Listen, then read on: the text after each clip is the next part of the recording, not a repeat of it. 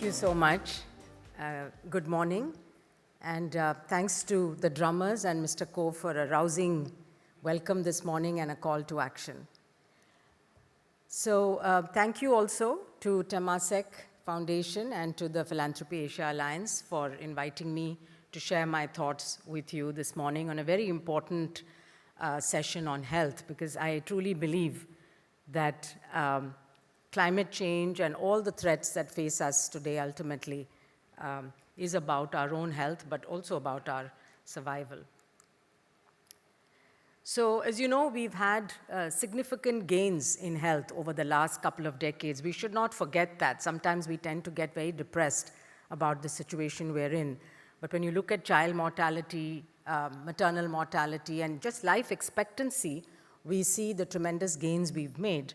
So this chart actually shows that healthy life expectancy rose around the world. You can see by different regions by more than 5 years, and big falls in maternal and child mortality, particularly in Asia.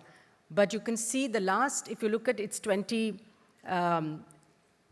the dates below are 2000, 2019, and 2021. And you see a dip between 19 and 21 in life expectancy across most regions. And of course, you know that was because of COVID. There's also more years of life that are lived unhealthy now. So healthy life expectancy, you see the red bars on top are actually the years of life that we're living unhealthy, and that's also increasing in some parts of the world. And this is, as life expectancy increases, non-communicable diseases are going up, but there are too many people under the age of 70, what we call premature mortality, who die of NCDs, mostly again in low and middle income countries. And we are at threat of reversing some of the gains we've made in maternal and child health because of one of the reasons being the geopolitics and the reversal of development funding, the loss of development funding. In many countries, these programs are very severely impacted. You see what's happening with Ebola now in DRC.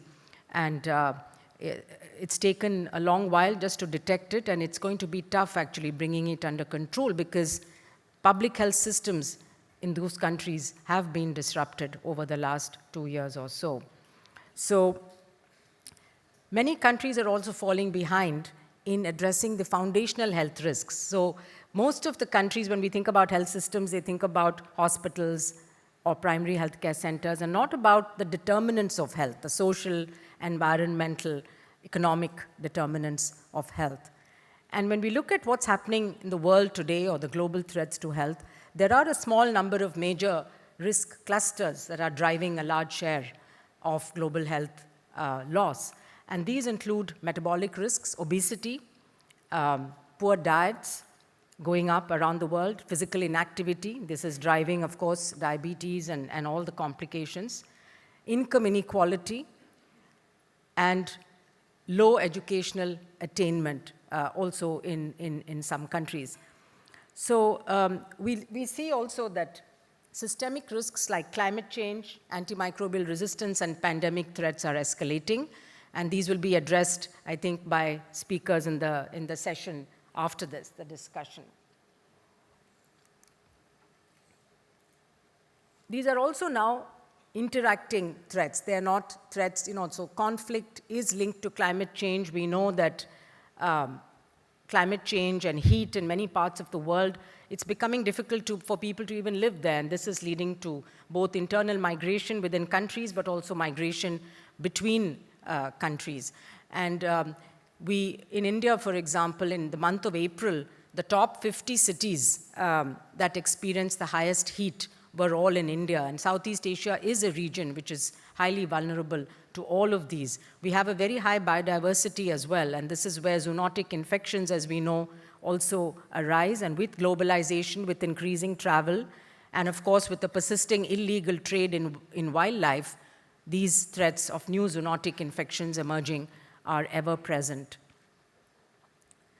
So what's changing is not the number of risks, but really how they interact and amplify each other. And the report that the World Economic Forum put out every year, shows that at the heart of all of these risks is inequality inequality is linked to almost every other risk, and this is something that really we need to keep in mind.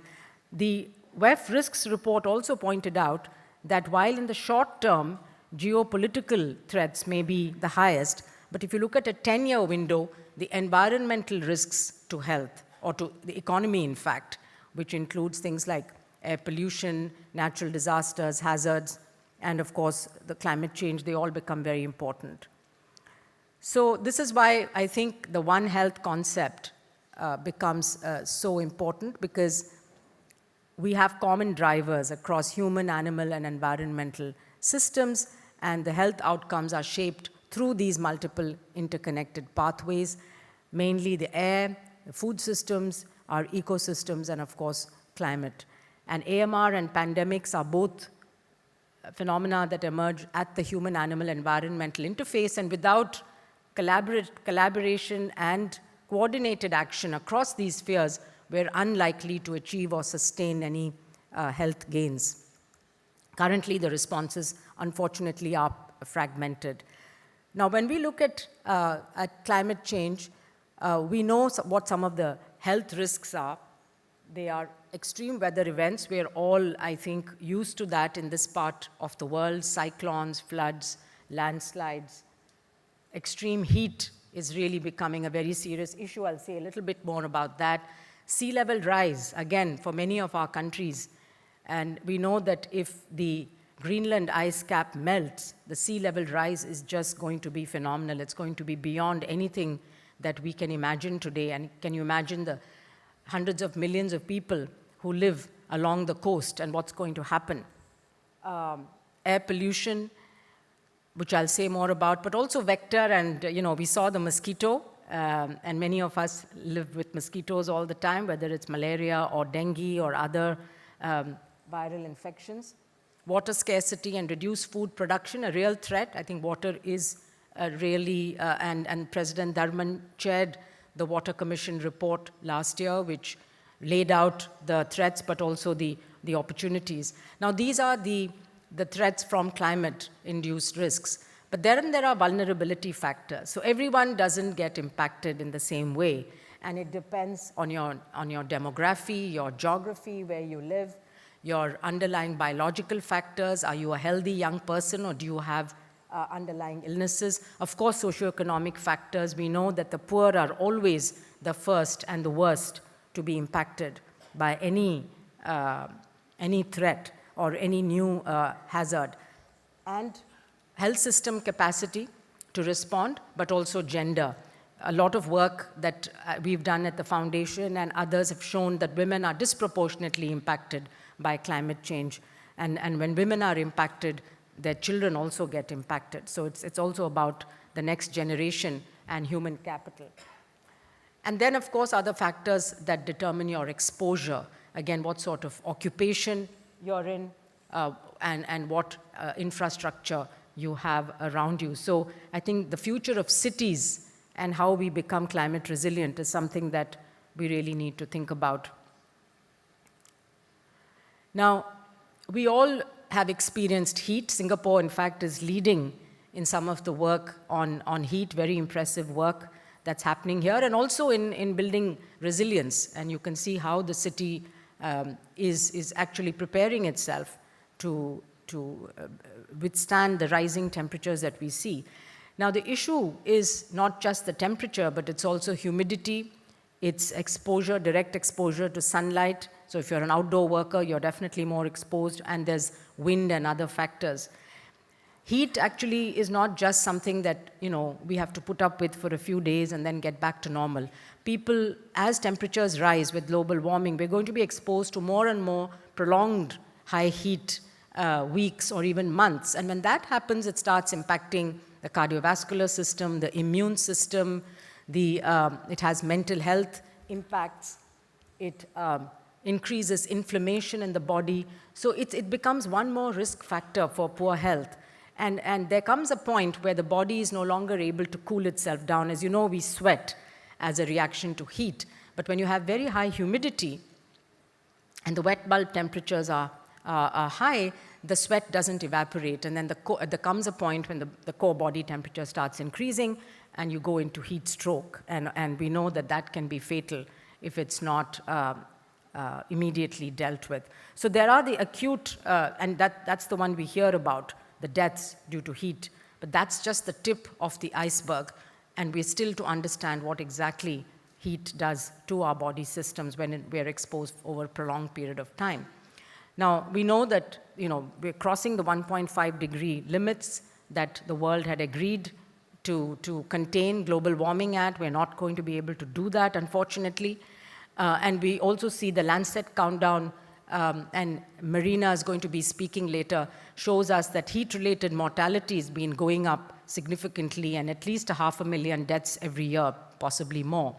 I mentioned the work that we've done at the foundation, where last year we did a survey across India, and most women that we interviewed reported both physical symptoms, reproductive health symptoms, and mental health symptoms. And very worryingly, we saw, again, across the board, both from secondary data and our own primary data, that gender-based violence, domestic violence, increases significantly with climate change, but particularly when there is prolonged heat and drought. And they also reported lower incomes during summer. So there is going to be, this is a projection again for the kind of earnings that are going to be lost, a lot from agriculture, but also from other services like construction and manufacturing. And so this is something that the private sector, but all of us, governments as well, need to be cognizant of and prepare for. Within cities, heat is experienced unequally. This is a very recent study from Delhi, New Delhi, that looked at satellite data, that looked at green cover, and that went and interviewed families that live in different parts of the city. And they found that where there was dense, low green cover neighborhoods experienced significantly higher heat stress. And that households that had less access to cooling, as you know, air conditioning, less than 5 or 6% of people in India have access to air conditioning. So these people who don't have access to cooling reported greater disruptions to sleep, daily activities, and well-being during extreme heat. Air pollution is again one of the top risk factors for health. In fact, it's a second leading factor both in Asia and globally. Leads to huge number of deaths, but we're just not doing enough about it. And when we combine heat and air pollution, this is a study from Southern California, then they found that the deaths went up 3 times on the days when there was both high air pollution and high temperature. So regional solutions really the only solution, because air is a shared asset and it doesn't stop at national boundaries. I often say the same with pandemics. They don't respect boundaries. And so we really need, as a region, because this region is one of those with high air pollution due to multiple reasons, including wildfires, but not only wildfires.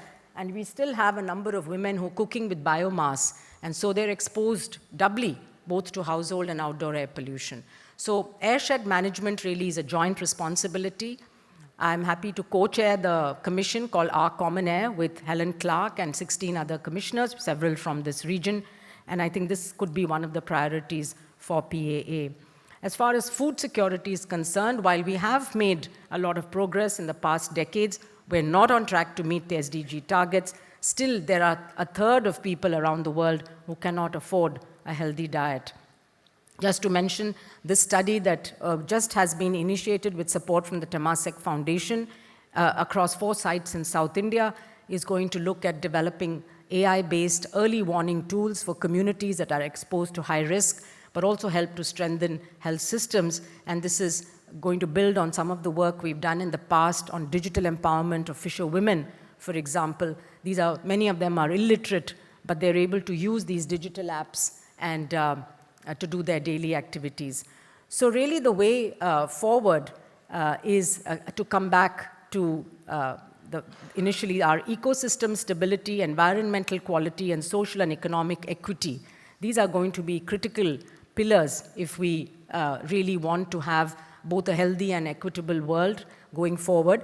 And I'd like to close with this reflection from my father, who coined the term biohappiness in 2011, and he wrote a book about biohappiness. He was very inspired by the Bhutan National Happiness Index, and he defined biohappiness as a state of well-being and fulfillment that arises when biodiversity is conserved and utilized in ways that enhance human health, nutrition, and livelihoods.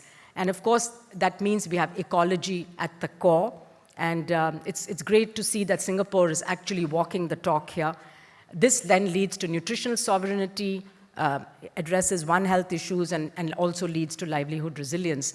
And so our proposal is that we just don't measure our development by GDP, but really through measuring also natural capital, in addition to physical and financial capital, human capital, and social capital. And this is something that is being discussed. The UN Secretary General set up the high-level expert group called Beyond GDP. They have now submitted their report. And there's also the other reports, Partha Dasgupta's report in 2021, which is the economics of biodiversity. And of course, the call from Sir David Attenborough, who also says the same message. So I think this message has been around for a while, that we need to bring ecology and economics together. That's the only way to have sustainable development. And so I think this is Asia's opportunity to redefine progress. The choices made in this region can and will shape global health and sustainability outcomes. And so existing metrics don't reflect the costs of growth. A biohappiness index would offer a way to align health, environment, and development, guide long-term resilient policy choices, and shift from reactive to preventive systems. Thank you very much indeed.